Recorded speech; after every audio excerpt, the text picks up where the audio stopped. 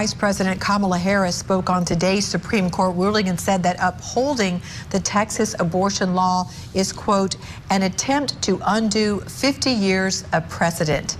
I want to go in depth now on this issue and the latest developments. Joining me is the constitutional attorney, Andrew Lieb. Mr. Lieb, thanks for coming on. Thanks for having me. Sure. So as I understand it, the Supreme Court will allow challenges to the Texas abortion law, but leaves it in effect. So is this a victory or defeat for abortion rights groups? Natalie, I want to point out that it's neither a victory or a defeat. And the court's very clear to say that this is not about leaving the law in effect or challenging the constitutionality of it. This is about a civil rights when we deal with civil procedure of when it can be challenged. Simply stated, what was before the court was whether they can bring an action now because the district court had refused to dismiss the case. What the Supreme Court said is, district court, you were right. With respect to one of the defendants, you shouldn't have dismissed the case. Now hear it now. Natalie, I have to point out something else very important. Page 2 of the decision made a very important reference. It said that the state of Texas ruled yesterday on the 9th, and they found that the law was unconstitutional in the state of Texas yesterday. And I think it's very important that the Supreme Court referenced that on page 2. It's very telling of the decision. So this clears the way for groups to sue state officials in federal court. Is that right? And what would a challenge look like? Who would they sue and why? So it doesn't just clear the way, it's allowing a case to proceed. Right now, there is a case in federal court. That's what we're talking about right now. And the case that's allowed to proceed is against the licensing officials.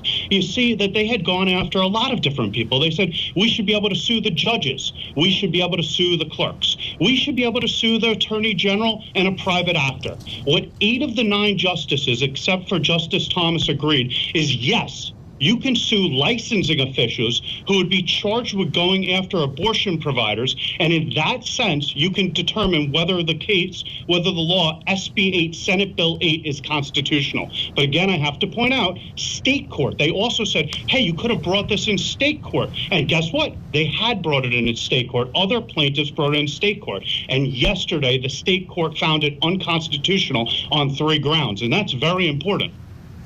Well, along with the 6-week ban of abortions, the Texas law puts in place an extreme enforcement tactic, as we've heard, allowing private citizens from anywhere in the country to sue anyone who assists a pregnant woman seeking an abortion. Will this ruling allow lower courts to hear proceedings to change or block that? That's precisely what's going to be heard, and that's precisely what's before the court. As you're pointing out, what it did is it basically deputizes private citizens and then puts a bounty on the head of not just abortion providers, but anyone who aids and abets an abortion provider.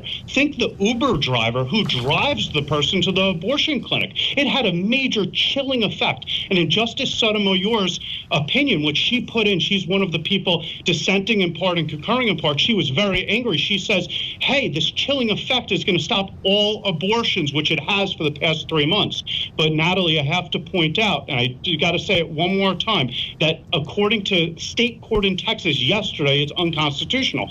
So while they're going to be challenging it, what they're challenging is the pre-enforcement mechanism, whether you can go to court and say, before I violated it, can I get a ruling whether it's constitutional? Now, I have to point out, the state court, when they found it unconstitutional yesterday, and this is important for conservatives out there, pointed out the same mechanism you're pointing to be used to stem gun rights, speech.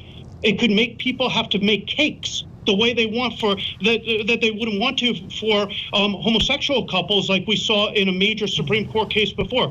It's not the law about abortions. And when we say the word abortions, Natalie, everyone shuts down and gets into their political corners. The bigger issue is how Texas deputized its citizens to go after a bounty to enforce a law which would otherwise be unconstitutional as a way to get around precedent of the Supreme Court. And that was a shock to so many people in this country that it was that far-reaching.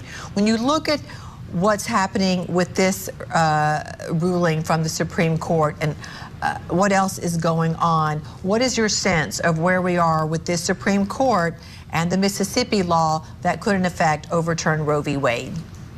So we have the Mississippi law, you're so right, with the 15 weeks.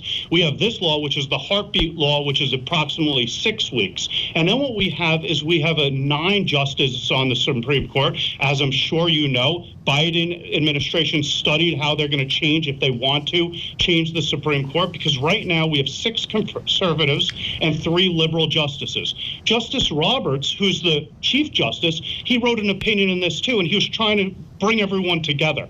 I will tell you, when it's 6-3 conservative, it seems like there's going to be an issue.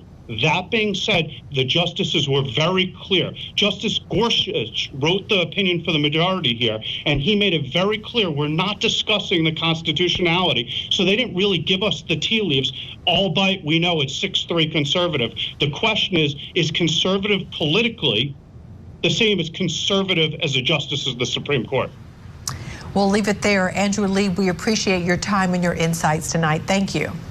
Thank you, Natalie.